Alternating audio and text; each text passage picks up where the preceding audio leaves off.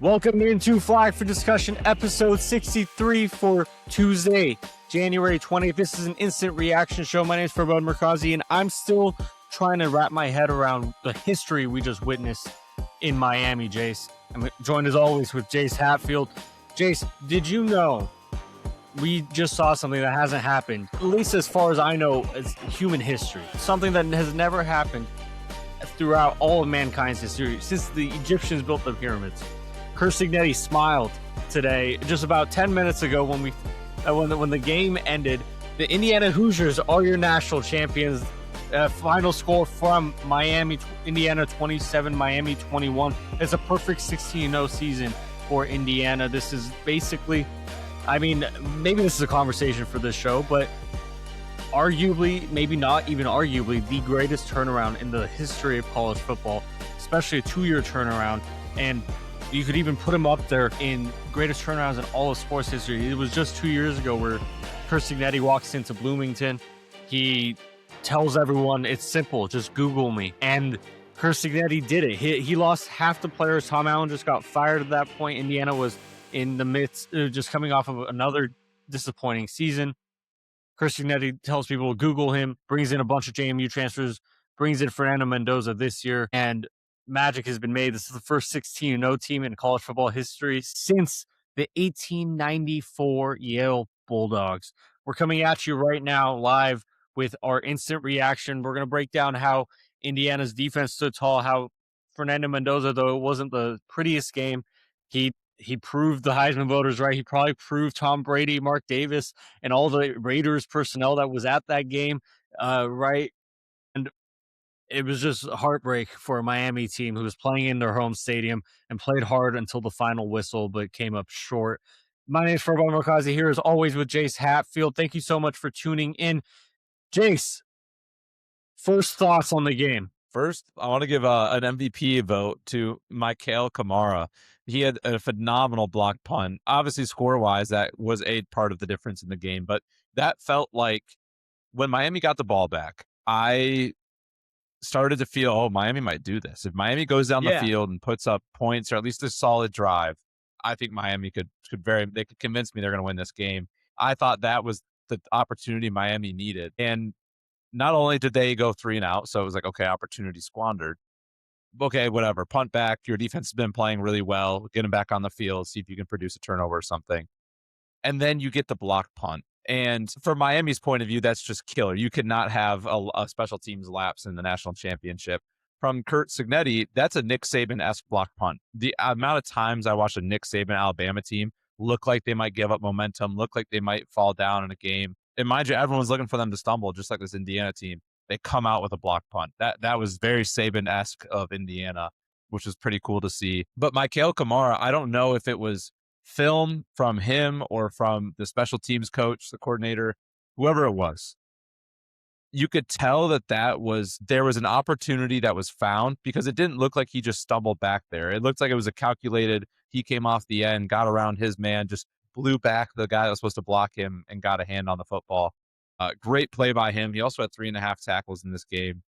And unfortunately, on the other end of every MVP award is somebody on the losing team who had a great case for it. And I do want to give Malachi Toney his respect because he had an absolutely phenomenal game. His touchdown was beautiful. I believe he had 10 catches on 12 targets for 120 yards and a touchdown. He was phenomenal. Unfortunately, just didn't get the chance there at the end. At least he did, to try and win this football game. But first, wanted to give flowers to those two players. Phenomenal football games for both of them. You're absolutely right. Those two deserve all the flowers that they can get for everything that Jace is laughing, by the way, because if you're watching on YouTube, from the first scene to now, I've had to move my camera location because I'm completely in a different location, right? Or are you laughing at something else?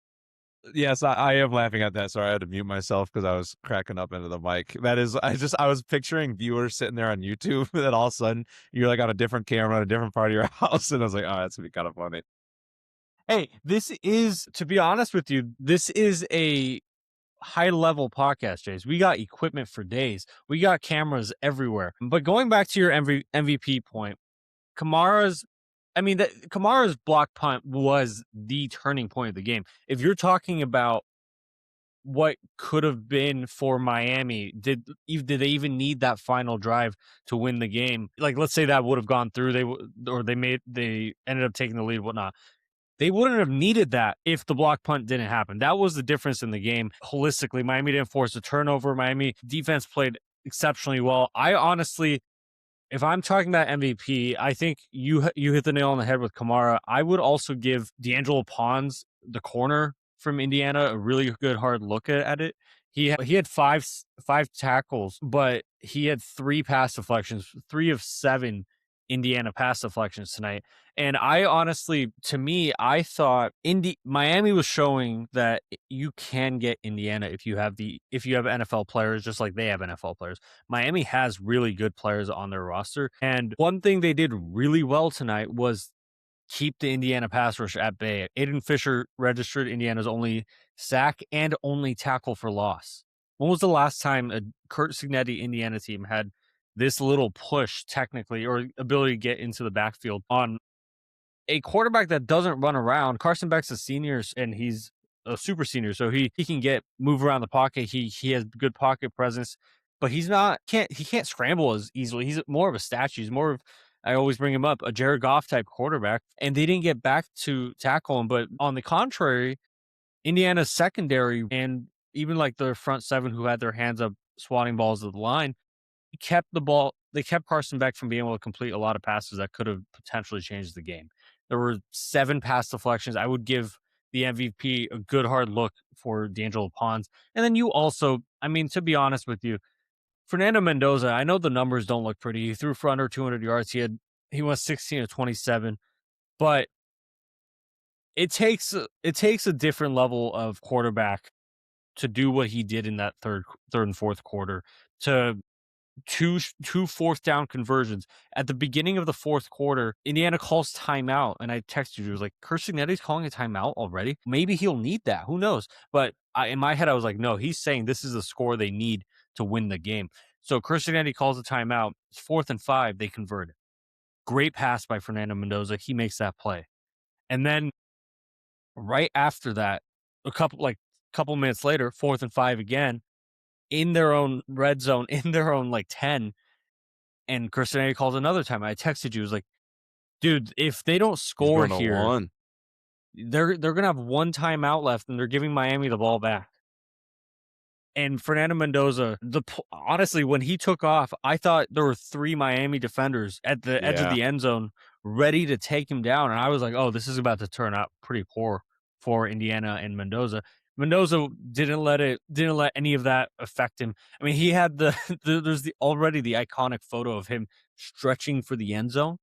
So despite the numbers not being there, Fernando Mendoza has to be at least on your short list of MVP candidates because he made the plays that won them the game. Yeah, Jamari Sharpe is there too. He had the game. He was the leading tackler for Indiana and had the game-sealing pick. Right. I just wanted to give it to Mikail Kamara for the fun of that, and that block punt did feel like the game-changing moment. But you're absolutely right. The Fernando Mendoza play, that 4th and 5, where he called his own number, had the QB draw. Such a gutsy call. I would have never thought that they would. I thought for sure they would put it on his arm, and I thought it was going to be between Surratt, Cooper, Becker, or like Hemby out of the backfield, something like that. Did not see in a million years them calling the draw. And same as you, I thought he was toast. His ability, he doesn't strike you as like the most physically imposing in terms of size and strength guy. And he doesn't strike you as this speed, super agile quarterback. But his ability to just narrowly make guys miss is unbelievable. I think on that That's play, in the story just to of get the Indiana. first down, he had to make, just barely, just doing what it needs, everyone doing what they need to make the play last, to make the play happen. And that's what he did, even got the touchdown. And then Jamari Sharpe at the end, Carson Beck, it was a terrible throw, underthrew him, threw it inside a little bit. But a lot of DBs, either due to poor technique themselves or not being in the film room, aren't able to capitalize on plays like that because their eyes are staring at the wide receiver and they're just playing chase. And because of that, the ball would just fall incomplete in a moment like that. But for him, he saw the wide receiver turn around, the technique to then put his eyes on the quarterback, spot the football. He undercutted it. The wide receiver did, made a great play. Obviously, that was like the game-ending play. It wasn't the only reason why Miami lost or Indiana won, but that was also a very just impressive Indiana-esque play to say, Carson Beck, the second you make a mistake, which Carson Beck had been close to but hadn't done all game, Yeah, finally yeah. makes a mistake. And it was bound to happen. He finally makes that mistake, and Indiana, in classic Indiana fashion, capitalizes on it. Same thing with the block punt. They capitalize there.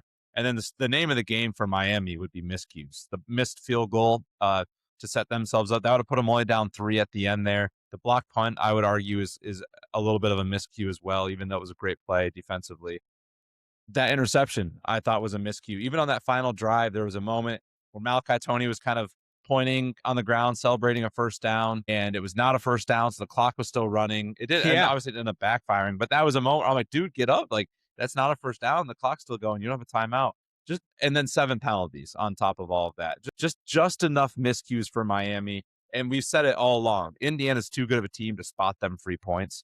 They spotted them 7 free ones and missed a field goal. Maybe you count that as 10. You lose by 6. That's all you can really do is look at yourself and say, man, we went wrong. We lost that game. Indiana, I'm sure they don't feel like they were given that game. They worked their ass off. But if you're Miami, that's a bitter feeling because you left a lot on the table there. I'll get into Miami in a second because I think there's a really good conversation to have about them. But I thought today, so in our last show, we talked about how Indiana has been the exception to every rule this season. It's been the no team that's gotten a bye has won their first round game except Indiana, or it's just been so many random rules or trends that we've seen throughout the history of college football or throughout at least the last couple of years in the Big Ten or in the SEC.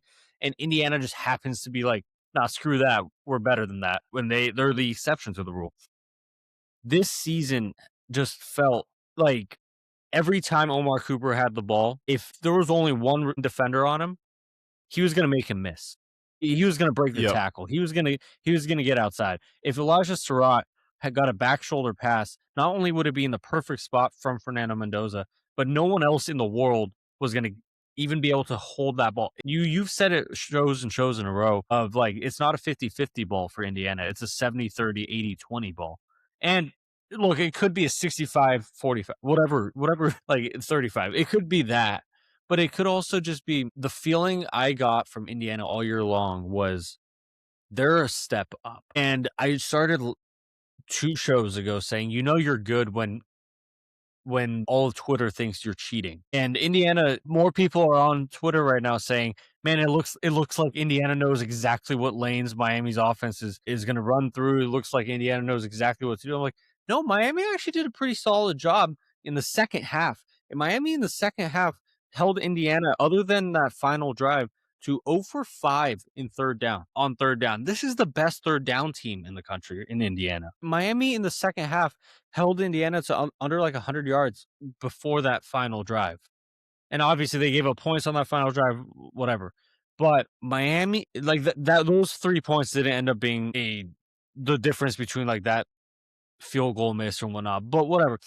I say all I'm saying because Miami played a really damn good game. And I want to give them credit Absolutely. because this season started out, you and I think the general college football media, the people who get paid for this, they for a long time were like, all right, they pay Carson Beck $3 to $5 million. We don't know exactly how Miami's going to be because their defense was awful last year. Hopefully, they're going to take like a 10% step up with the new coordinator, and then but because they're going from Cam Ward to Carson Beck, they're going to take a step back. Then they go out and win week 1 against Notre Dame by a couple.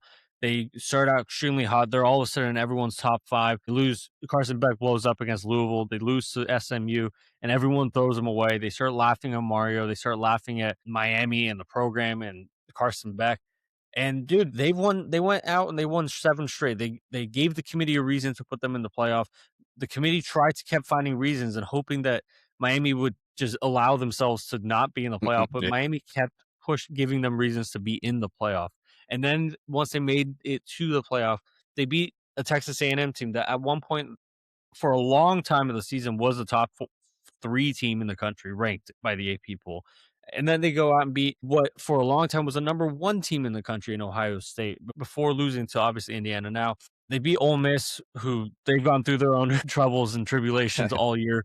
But I don't want it to get lost on people how impressive of a season Miami had this year, but also how impressive they played tonight. I don't think I said it already, and I know I'm rambling. Oregon and Ohio State gave up like 15 total sacks to Indiana, or 13, whatever it was.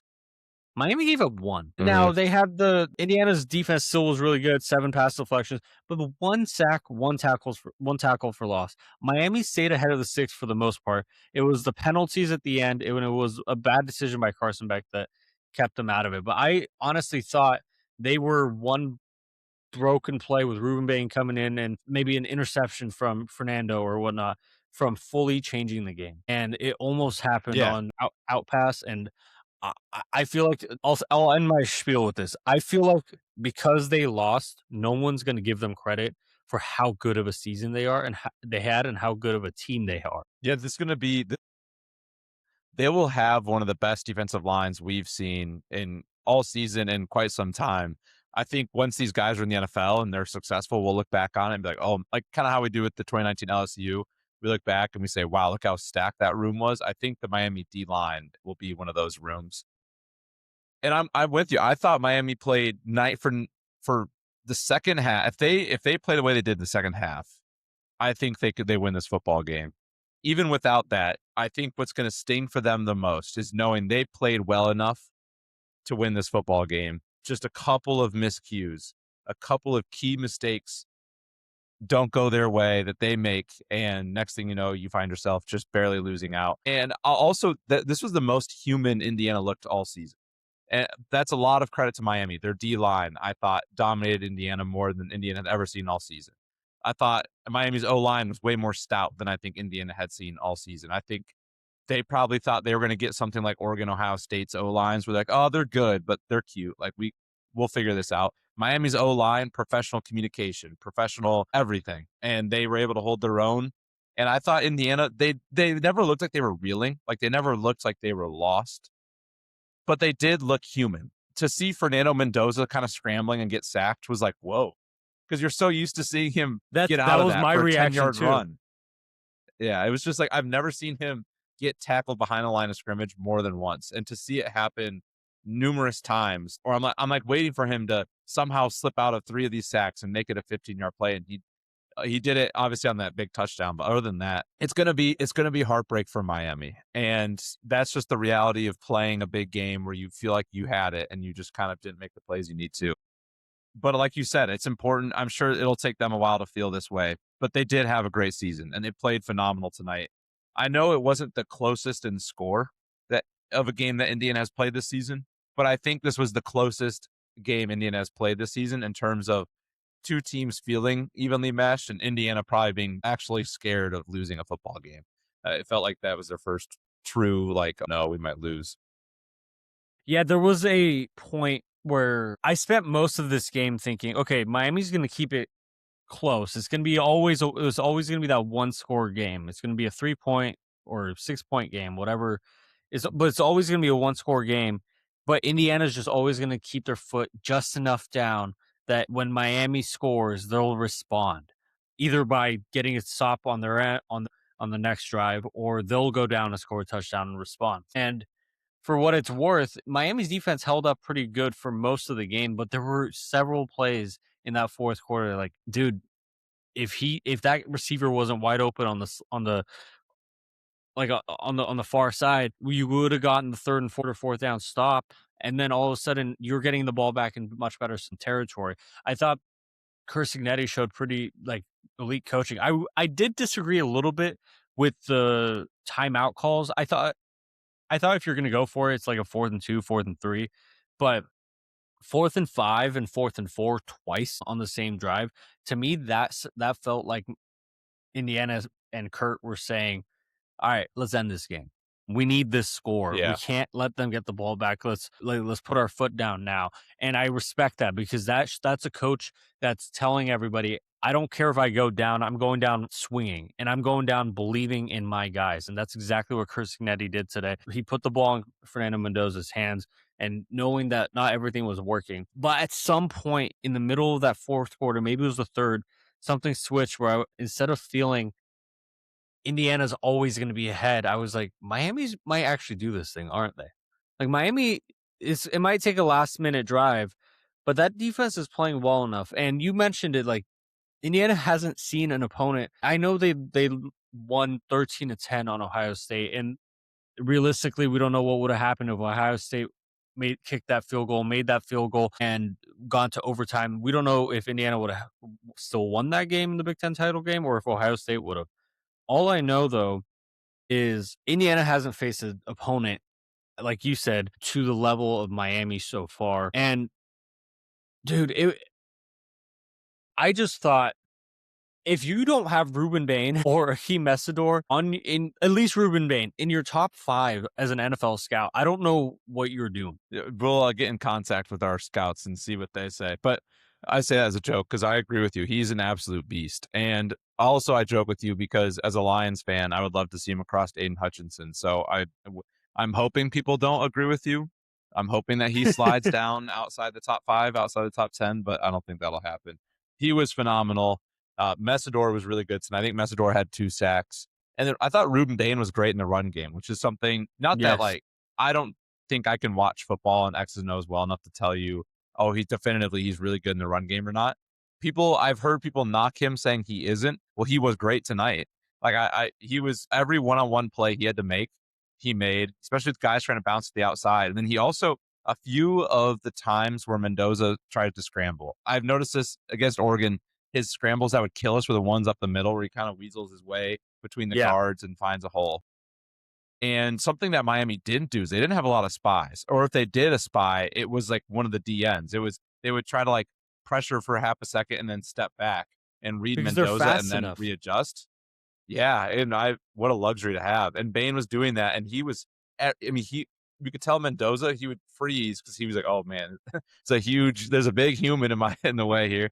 And you try to get to the outside, and Bain was quick enough to force him a different direction and helped out with some of those sacks. He was an absolute beast. And then one other person I want to call out as I'm looking through these stats: Indiana punter Mish McCarthy, 5 punts for an average of 48 yards, long Oh of shit. 55, and 2 inside the 20. He had a great game. And I mean, when you watch the game, Miami did feel like they were kind of pinned back more often than not. So credit to him.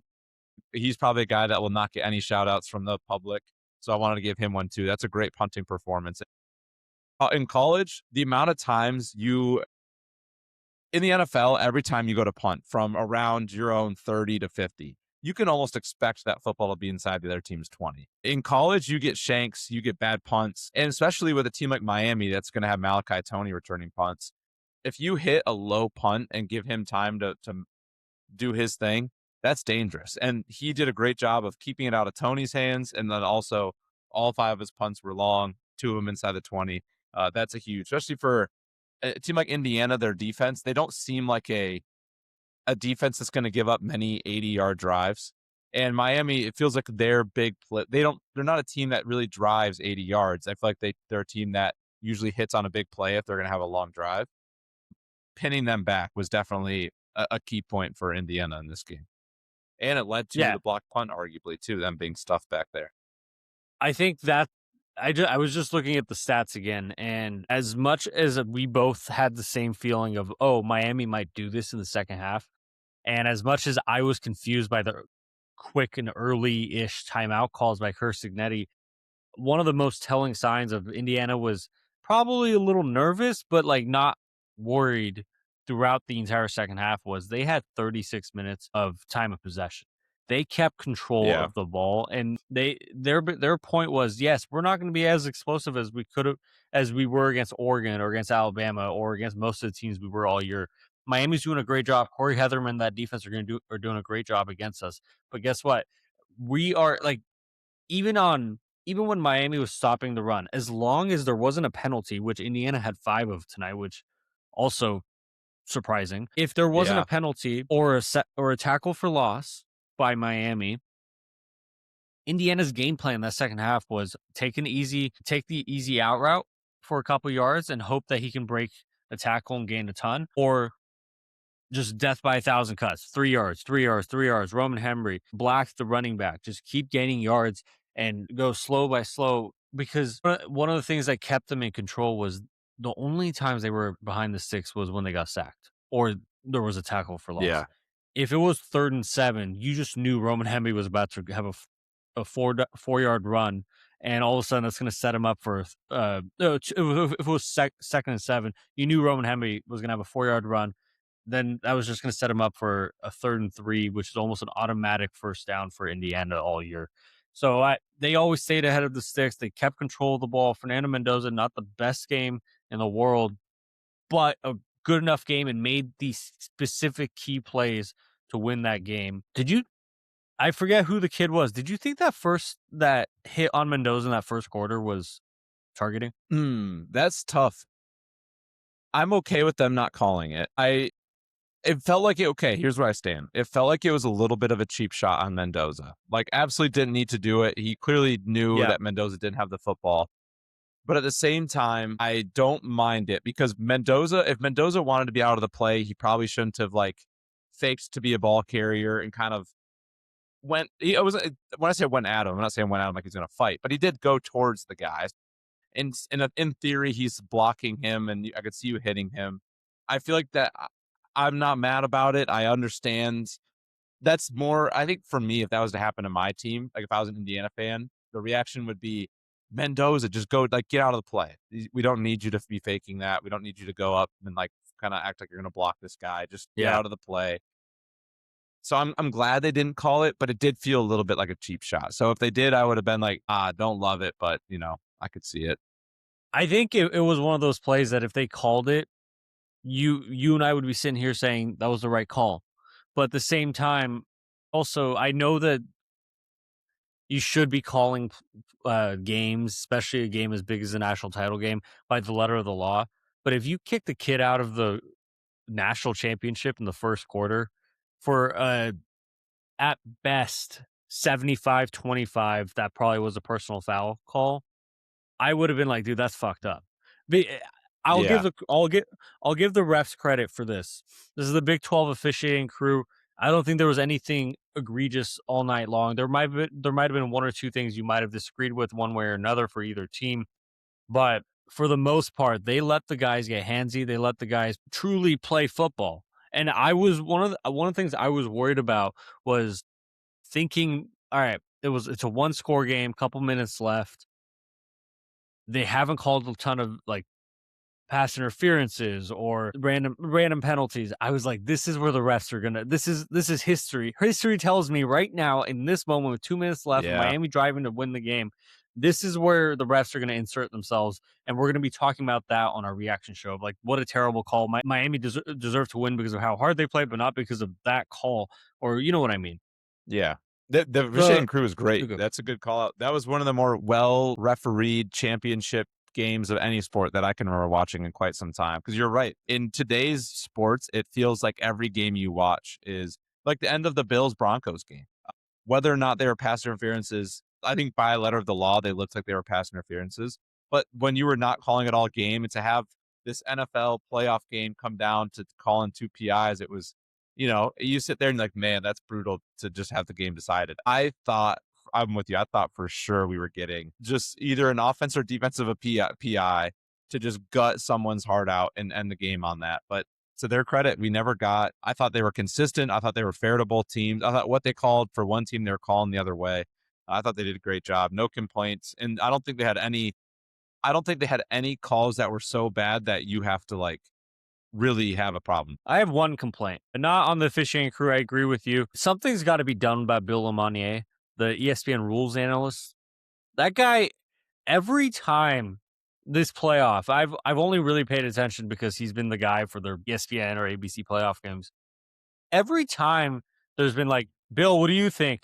He says his thought, and then whatever the review ends up leading to, if it's call confirmed or called overturned, he would immediately be like, no, I agree with the officials. It's like, dude, just tell us your thoughts. Tell us what you're like, where you're on TV for technically your expertise in officiating and how the game is called. And all of a sudden, all you're doing is just flip-flopping just so you can be on the right side with the officials on the field. Who cares about that? That's my off. It's he's a waste of time on a broadcast. Speaking of waste of time, that game flew by in terms of two teams running the football a lot. like the actual game itself, if they didn't have the ads they did, that was probably a 2 hour and 20-minute game that was stretched out to 4 hours because of ads. I felt like I legitimately watched more ads than I did actual game time.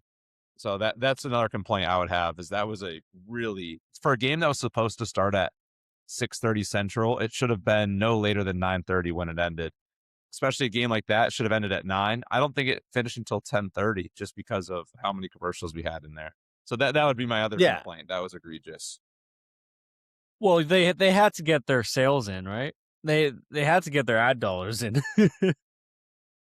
I mean, to be honest with you, all credit in the world goes to both teams. I think both teams played a phenomenal game, and the thing I was most worried about heading into this game was, all right, Indiana beat Alabama by 35. They beat Oregon by 34. Please don't give me a national championship that was Georgia TCU, where it was like a 50-point game.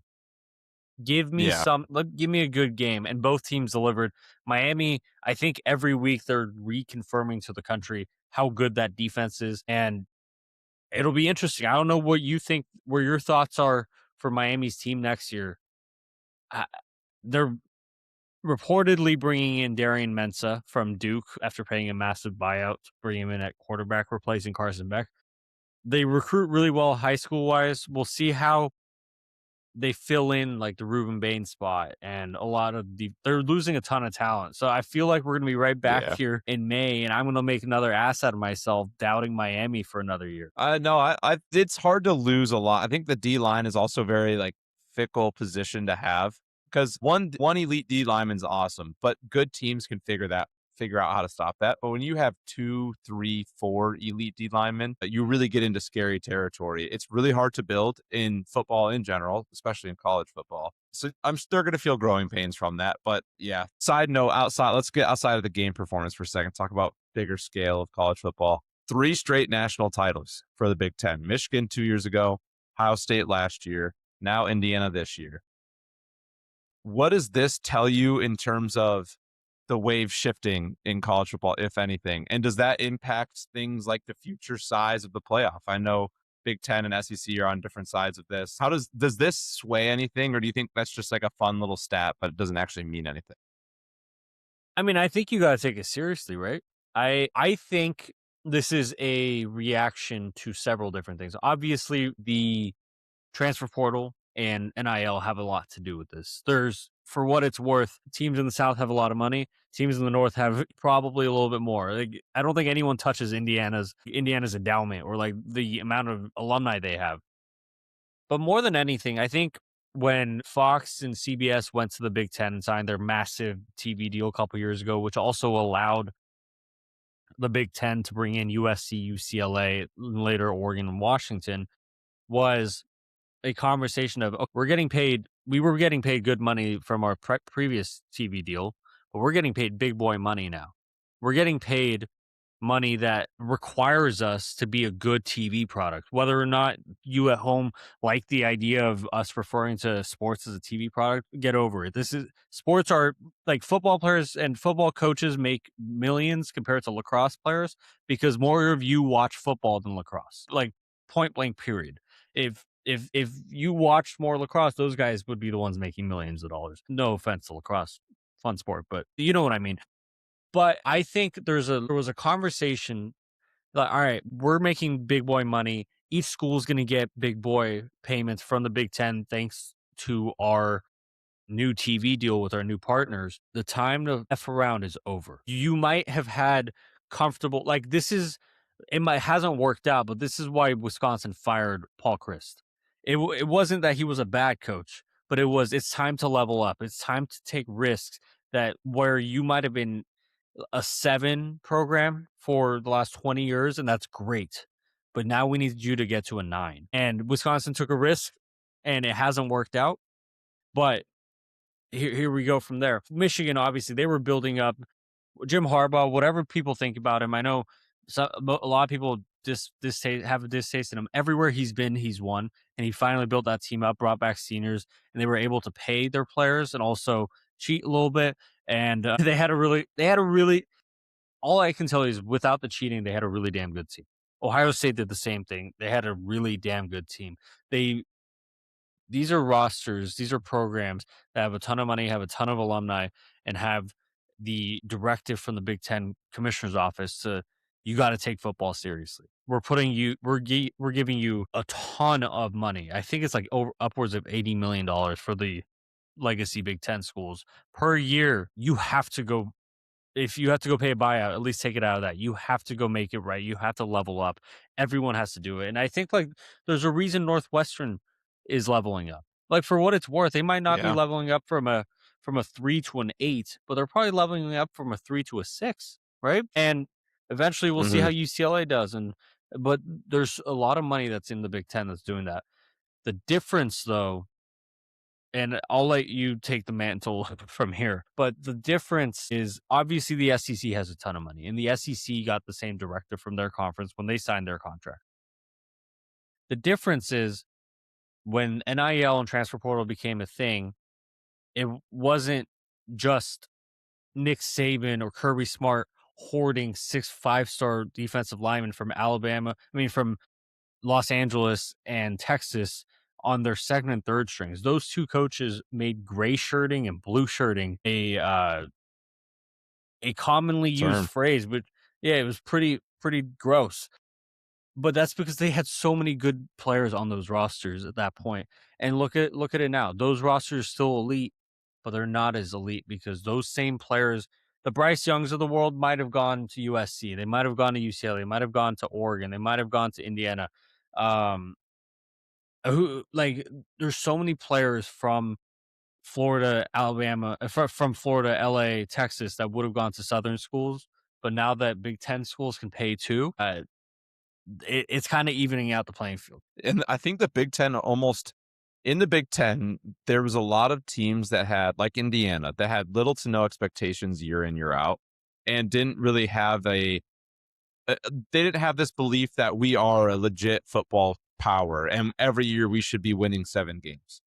And because of that, I almost think it put them in a pretty advantageous spot to just say, let's screw it. Let's throw some money at this thing. Let's go find a coach that we think can do it right.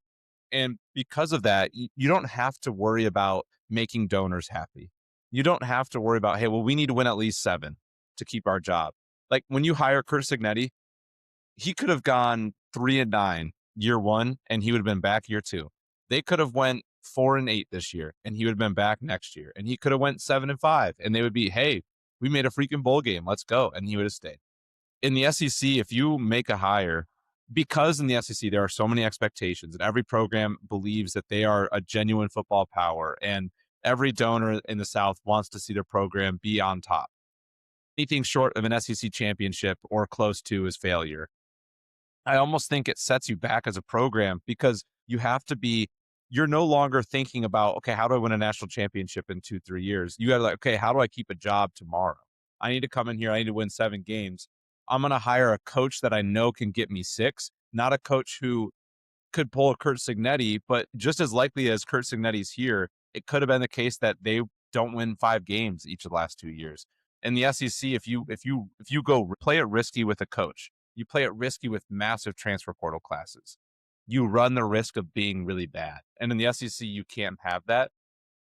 In the Big Ten, if Indiana's really bad, Indiana, yeah, go for it. Example, Will Stein to Kentucky. The guy obviously gets hired, coaches Oregon through the playoff, but a lot of people thought he looked distracted and exhausted, especially leading into that final game for Oregon. And a lot of that is, look at Kentucky's schedule next year. They start out with Youngstown State. They have Alabama, Texas A&M, then they have South Alabama, South Carolina, LSU, Oklahoma, Vanderbilt, Tennessee, Florida, Mizzou, Louisville. Every one of those games, other than South Alabama and Youngstown State, is going to be one like you need your A game.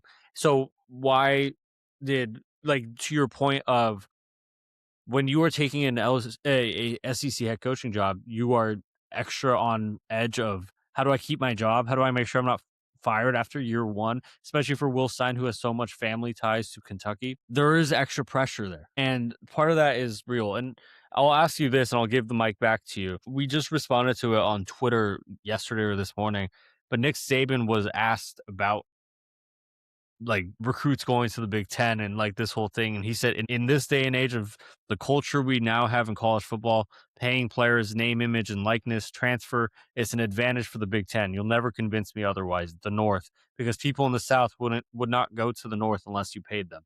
And I don't mean to sound like a West Coast snob, but sitting here in Southern California, I probably wouldn't go to Alabama unless you paid me.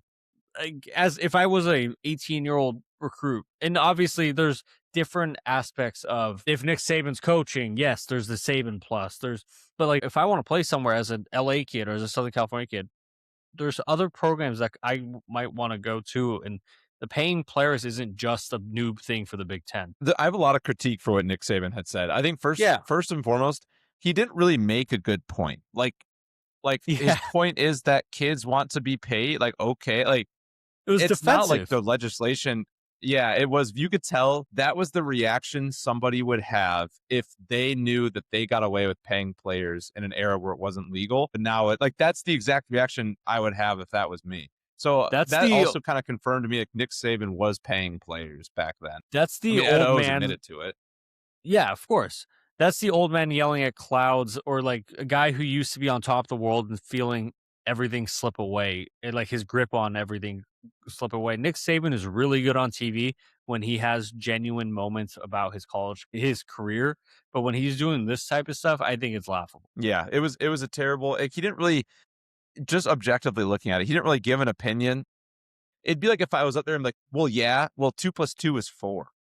And you'd be like, Yeah, okay, like what point did you make there? Like, yeah, people are gonna go where like they get paid. That's every school can pay them. What are you trying to say? To me, that was just the confirmation of like, yeah, he was paying dudes because the only difference now is the money's even, right? Like if money's even everywhere, kids are gonna go. Hypothetically, kids are gonna go to where the situation is best. I know I'm putting it in a perfect world. We know this isn't the case. But ideally, everyone has money and the kids are now should be picking where's the best it's traditional opportunity. I'm going to recruiting get paid again. now. Where's the best? Yeah. It's supposed to be the perfect version of it. Is it perfect? Absolutely not. Also, the notion that Nick Saban tries to make of like the poor SEC. Oh, we have no money. Oh, we're so poor in the SEC. No, you're not. You know how wealthy these SEC programs are. When you look at, I think the 20 evaluations just came out of the top 20 programs, like 1 through 15, I think 13 of them were the SEC. It was like Ohio State and Michigan were the only two that were non-SEC programs in that valuation. You have all the money still. It's just you can't hoard talent anymore. We've talked about it. It's really not even an opinion at this point. Like in my head, I think the idea of It's when factual. you were the only ones paying, you can hoard talent. Yeah, it's a fact. You could hoard talent. You can't anymore. And this is the situation that comes out of it. And like I said, I think a big difference is in the Big Ten, the expectations are low. A lot of these programs. Like I said, if Kurt Signetti had sucked last year and this year at Indiana, whatever. If Will Stein sucks at Kentucky, they're going to hate him. Like if he's Yes. bad 2 years in a row, he's going to be fired and they're going to hate him. Look at Luke Fickell. Wisconsin was a program that even had success and has expectations. They're still going with Luke Fickell. If Luke Fickell put up these type of years in the SEC, he would have been fired 2 years ago. In fact, like he would be never have an SEC job if he had put up this performance in the SEC. But because Big Ten schools are just a little bit more relaxed with expectations, it allows for you to try and build something. Because what if he does build something at Wisconsin and next year they're great? The patience pays off. The ability to take risks, Kurt Signetti pays off. So there is pros to not having these super high expectations that these low level Big Ten teams have that I don't think the SEC does. Now, I think the point of this whole conversation isn't no one with a straight face is going to tell you the Big Ten is unequivocally better than the SEC just because they've won 3 straight national titles. To be honest with you, I think they're like, and sorry, at the same rate, at this point, no one can unequivocally tell you the SEC is better than the Big Ten.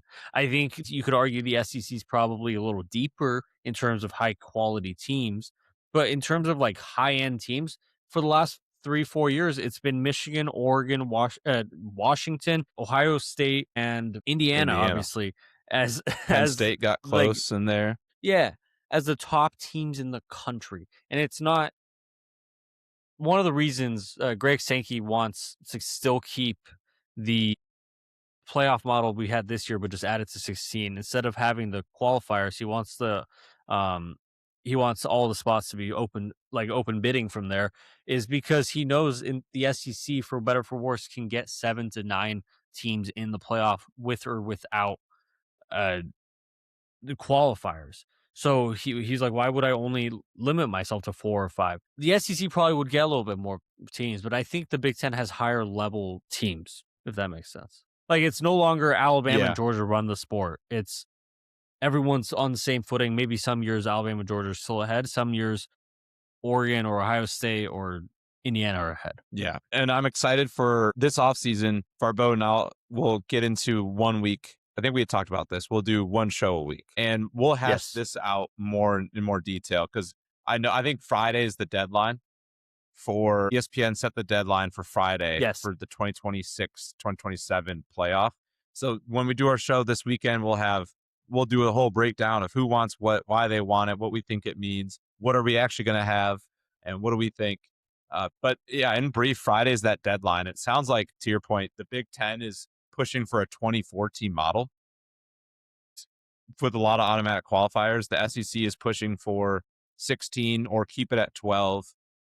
And then the Big Ten apparently has also said to the SEC, we'll see how true this is, but it's according to Andy and Ari, the Big Ten said, how about let's make a handshake deal on the side, but also with in writing that says we'll do 16 teams next year if you do 24 the year after. It'll be very interesting to see what all comes out of it. This week, you'll hear a lot, but. So when we have our next show, we'll talk about it all then. But like you said, we'll know the playoff format for next year by the next show. So we'll talk about. I think there's a good chance we'll have a 12-team playoff again next year, because they won't be able to come to an agreement by Friday. If they do, more power to them. I'm proud of them for doing something right. But like, I don't know. I also don't have any factual standing behind this, but my personal feeling is that the Big Ten's only floating the 24 team because it's like the negotiation tactic where, like, you put something lofty high in the sky there, but you also don't want a 16 team playoff model without automatic qualifiers. So if, like, you're like, okay, we'll get you the 16 team that you want SEC, but we want the qualifiers in there. Like, it feels like Tony Petitti and the Big Ten want to get rid of the conference championship games, have playoff play-in games, and this is all an off-season conversation. But all of that info will come out this week. I want to spend a couple more minutes before we wrap up, just talking about this game, talking about the Big Ten real quick. You could tell me next year the SEC wins the national title. I will fully buy that. You could tell me the ACC wins that. I'd be like, probably Miami if anyone's going to out of that conference. Or you could tell me the Big 12 or the Big 10. There are two conferences that are clearly ahead of each other, and ahead of the rest of them in the Big Ten, the SEC. I don't know if it's a worthwhile discussion to say, is the Big Ten's better than the SEC? The SEC's better than Big Ten. I think they all just have really good teams, and it's just the playing field has leveled out because of all the changes that have happened in college football. Kudos to Indiana, man. What we talked about Miami's season, but what an incredible season for Indiana. Wire to wire excellence. They had incredible. I forget the actual stat, but they had a plus 200 scoring differential, point differential in the first half, plus 200 point differential in the second half. The team that they were in the first quarter is the team that they were in the second quarter, is the team that they were in the third quarter and the fourth quarter. The only down game that they realistically had all year was when they went to Penn State. They went wire to wire. They had the Heisman Trophy winner. Defense was excellent. Offense was surgical. Chris Ignetti immediately bolts up the list of like the best coaches in college football, if he hadn't already. Incredible run by Indiana. That's my final thoughts. Yeah, it was one of the most impressive seasons of our lifetime. And you make a great point. The consistency is such a good way to remember this team by. Even the 2019 LSU team had quarters where they didn't look good. Even they even had multiple games where they looked a little shaky. Obviously, at their peak, they were unbelievable, but they weren't even at their peak as nearly as much as Indiana was at their peak. Like you said, Indiana was consistently great every single quarter. No moment was ever too big for this team. Every single time they called on Mendoza's number. I know he gets a lot. He can be kind of goofy and people like to joke about him. every single time his number was called, he delivered. That there's not many quarterbacks that you can say that's true about. And there's been some all-time great quarterbacks. You think about all the Heismans we've been blessed with in our lifetime. All of them seem to come short of perfection. Almost all of them seem to just fall short in one big moment. Mendoza, 16-0, not his best performance tonight. When they needed it most, guess what he did? You alluded to those 2 fourth-down conversions, used his legs to get the game-winning touchdown. He was excellent. He was also a lot of fun. Between him and Cignetti, they gave us a lot of laughs this year, a lot of funny clips. Just 2 awesome people. We're going to keep seeing Cignetti in college football. I'm sure this is not a name that this is not a one-hit wonder. I think we'll hear his name for years to come. Mendoza will be awesome in the NFL. I presumably the Raiders. Is that a fair assumption? I assume so. Yeah. Today felt a lot like how after the 2019 national title did, with all of the Bengals personnel being at the national championship game greeting Joe Burrow. It was like all of the Raiders decision-making personnel are at the national title game on the field. The owner is at the game. If they weren't fully planning on taking him, I don't think the owner would be making that trip. Maybe the GM and Brady. Maybe they're there for Carson Beck. Good point. Or Reuben Bain. That could be the case. It could be Reuben Bain. Maybe they're trading Max Crosby. Okay, this isn't an NFL show, but I'll say this. Congrats to the Indiana Hoosiers on winning the national title. The first team to go 16-0 since the 1894 Yale Bulldogs. You have disproved and debunked Steve Sarkisian's take from like 8 months ago that no team will ever go 16-0 because you did it in the season that he said no one will ever do it. Congrats to Jason I. First season done as a podcast. We are not going anywhere, as Jace mentioned. We are just shifting back to 1 show per week throughout the rest of the offseason. If there's any breaking news, anything emergency pod worthy, if Jace and if you hit us up on Twitter and say we need a Wednesday night podcast, talk about this, we'll absolutely do it. We're available. We're around, but there's so much to come for Flag for Discussion. We have the NFL draft coming up, talking about that from a college perspective. The college football playoff for next year, we're going to discuss the format, all the changes. There's so much college football. Spring ball is going to happen. I'm like upset that the season's over, but I'm also really excited to see year 2 of Flag for Discussion start taking shape, and all the things we've talked about are going to unleash as the offseason goes on and the season comes close again. Yeah, we're 63 episodes was 1 full season for us. I guess not officially, but for time being, we'll count it as that. Also, one last thing before I forget, I'll toot my own horn here. We did the bracket challenge in the Bowl Mania for fun with all of our listeners and people that joined. Yours truly, first place in Bowl. Thank you, Indiana. They sealed the deal for me. They were my national champion. Also, thank you, Skinny, for not submitting your tiebreaker. Because of that, I did get it. But Skinny and I did tie for first. We both had Indiana tonight. He just didn't do his tiebreaker. But I'll split it with you. And then the Bowl Mania, a lot of people made a comeback. I had a really hot start and cooled off, but finished it off. So that was nice. So if you want to call me a non-ball knower, you should have beat me or beat me next year. And then you can call me a non-ball. No, I know you're such a ball knower that I'm going to ask you one question before we give our socials. Who's the national title winner next season? The Oregon Ducks. All right, that's Jace's official prediction. Lock it in now. He cannot change it. I'm going to keep that recording here. Make sure you're following us on Twitter at F4 Discussion, on TikTok at Flag 4 Discussion.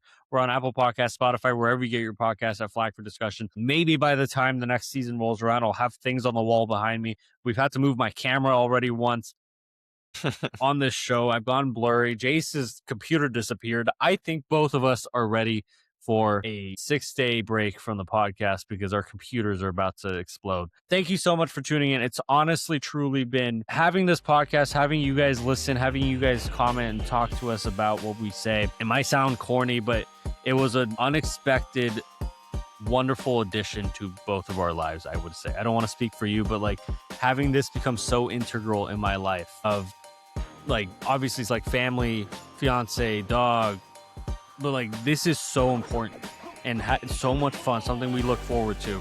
And Hopefully more people, if you like it, recommend to one of your friends. Hopefully we keep growing, keep building a community. Yeah, I echo everything you said. It's been a blast hanging out with you, talking football is always a blast. And now we just put it on the internet, which has been a little bit more fun to extend to friends and others. So thank you for a phenomenal season. Now. Shout out Indiana. We have hoodies, we have mugs. I don't have it with me, but shout out the Hoosiers, being the first national champion for us. Shout out Mark Cuban. Shout out the Hoosiers. Shout out Indiana, who are officially Mark Cuban national. Sponsor us. Mark Cuban, we're here. Shark Tank. We'll go on Shark Tank. How about that? All right. Congrats to the Indiana Hoosiers, the national champions for the 2025 college football season. We'll be back on Monday for our first off-season episode. See you then. Enjoy, everybody. From myself, Farbun Markazi, my lovely partner, Jace Hatfield. This has been Flag for Discussion.